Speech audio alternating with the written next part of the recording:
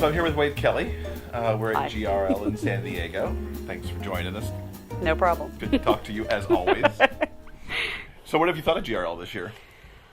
I am exhausted, and it's only been a couple days.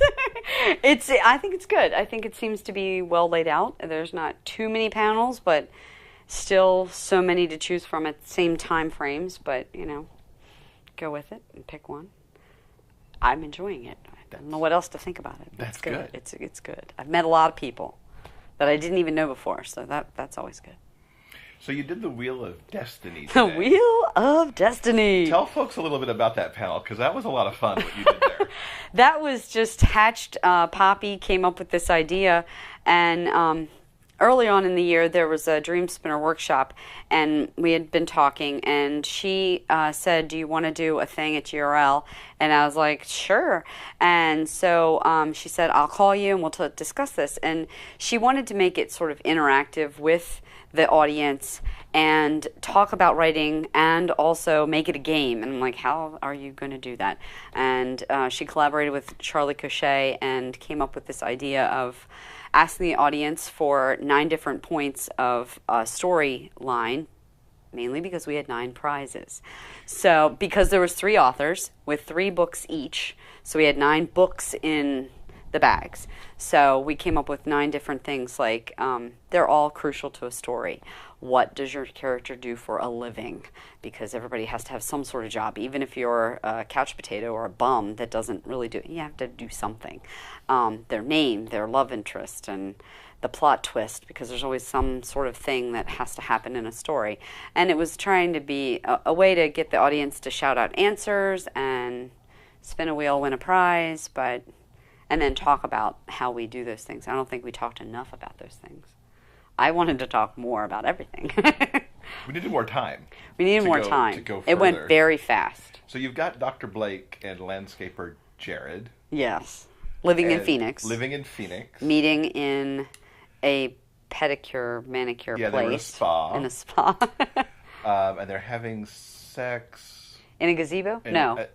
Where was that? I can't remember where the sex was. But apparently you guys are writing this book now? Apparently so. Now, I don't know how that's going to work, because I don't know if it's all 3 of us writing it together or if we're each writing our own version. Oh, that would be pretty awesome. I don't know. I'm not. I'm just like, sure, whatever Poppy wants, I'll do it. She has a way with people. Absolutely. It's going to be interesting to see where the story goes. Yeah. With the 9 points that you've got. Yeah. And some of the stranger ones didn't come up, which is a shame. No, there wasn't any strange sexual things going on. And what are you working on right now? Currently, I'm writing Jock 3, my Jock series that started with my roommate's Jock, well, crap. It took long enough for me to even start writing the second one, and so I'm so glad that the fans haven't gotten bored waiting for me. But that one comes out, Jock 2 comes out in December. No, Jocks Don't Date Guys. So I'm excited for that, because that's like one of my favorite books, I think, that I wrote. I love it. You read it. Jock 2 is a lot of fun. I think it's cute. It's sweet and fun. I don't know. But Jock 3, I'm writing that now. And will roll into Jock 4, because I'm going to write them back to back. So you'll have a lot of soccer players. So hopefully people don't get tired of soccer. And here you gave out a special book, Jock 1.5. And I don't have a copy with me to show you in the video. Oh, look at that. Q person. Thank you very much. We have Jock 1.5. Oh, crap. This Jock's getting married. Because people that read Jock 1, you get to see how Cole and Ellis get together. But Jock 2, they're different characters as the main characters, a different couple. So I wanted to give the readers, since there's 3 years in between the first release and then Jock 2, what happened in those 3 years. And this is a collection of 4 little chapters to progress you those 3 years.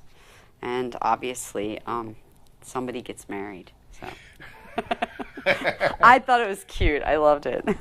I cried writing it. So Nice. I did. I teared up. I look forward to crying reading it then, Oh, perhaps. good. And what's coming in 2016? I have a lot of stuff that I've already contracted or promised and plan to write. So it should be a huge year. Jock 2 comes out in December, so that's kind of like the kickoff. And then Banker's Hours is also under contract with Dream Spinner, and the editing process should start soon. It is supposed to be released in March. And as I said, I'm writing Jock 3, so if I can get that in my deadline, I should have that published next year as well.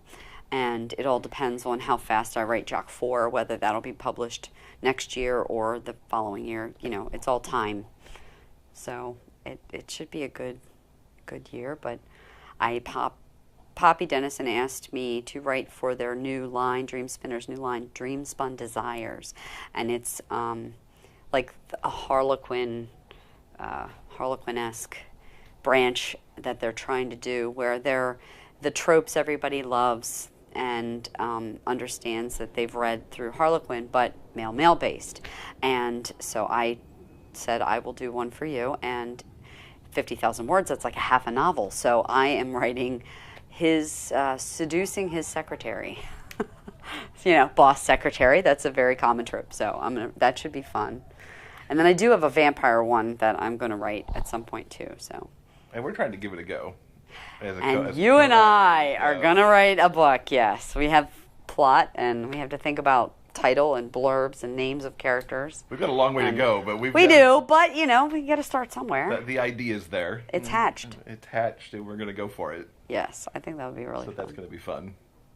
It's going to be a lot of fun. Yeah. So this is your third GRL. Yes. How do you think these help the community, getting the authors with the readers and getting the work out there and getting this weekend to really interact with everybody, both because it's great with the readers to see the readers, but then you get other ideas from authors and get to talk about craft a little bit. And well, like it's a lot of questions all at once. I guess it's nice for the authors because like you meet people on Facebook, but they're all over the world. And, you know, you live too far away from me, and that's annoying. So you need to move to the East Coast. But to be able to sit down over coffee is just so much more personable, and to just talk about your ideas about it. You know, you can Skype, but it's not, I'd rather be in person. So coming together, it's almost like a family reunion with the authors and stuff that you've gotten to know. But then you do meet new people and you meet readers. And I know at the very first GRL, I was very shy. I didn't want to really talk. I didn't know anybody. And it was odd because I don't even know how many books I had. I think I only had like one out. I don't remember. But yeah, I had one release, When Love Is Not Enough. Jock didn't come out yet, I don't think. Or maybe it did. But I had one woman tell me she read When Love Is Not Enough 7 times. And I was just like, why would you torture yourself that much? But she said it was her favorite book. And I'm like, wow, you brave woman. But it was so meaningful to me. That was like one of the first memories I have of meeting a fan who was just ecstatic that I wrote this book and how much it affected her, that she would keep torturing herself through these very deeply emotional books because she loved it so much. So several years later, now I'm here. I know so many people, but there's so many different people here this year that I've never seen before that I've interacted with online. I'm like, oh my gosh, you're that person, and it's so exciting. How is that benefit? I don't know. It makes authors seem real to their fans because you can touch, you can hug, you can talk and have a cup of coffee, and they feel like they're a part of your life rather than this nameless, well, not really nameless, faceless, but this one-dimensional person online. You're a real person, and people like to interact like that, I guess. Does that answer your question, or I just rambled? That's good. Good. So to wrap up, tell us about, you've got your Facebook group where fans can interact with you all the time. Plus, tell us all about your website and everything where people can find you. This was hatched, I guess, last year, or maybe 2 years ago. The Wade Brigade is my Facebook fan group. that Michael Kudo came up with the name. He's like, you should have the Wade Brigade because it just sounds cool. So I'm like, I love Michael Kudo. You're such a nice guy. And so I was like, sure, I will do that. And so I have this little Facebook group, but if you are a fan, I don't know you're out there. So come on over. You know, if I know somebody likes the book, I add them and they're so appreciative. Thank you. I love to keep in touch. But sometimes readers are reluctant, like they feel like presumptuous or intrusive or something to, I want to join that group. Well, yeah, please join. So you find it on Facebook. Just Google the Wade Brigade. And if you are a fan, join my group. I try to post things there that are not posted other places because I feel it's more of a personal group and it's private. It's not just this public group. So you can find it on Facebook, but my website is writer Wade Kelly altogether at writerwadekelly.com. And I plan to have a newsletter. Right now, I have people subscribe to my blog, and that's writerwadekelly.blogspot.com. So it's the blogger version, not WordPress, but blogger. You can subscribe. And then what I like about that is that you don't have to go to the blog to actually read the blog posts. They will come to your email usually the next day or a little less than that sometimes.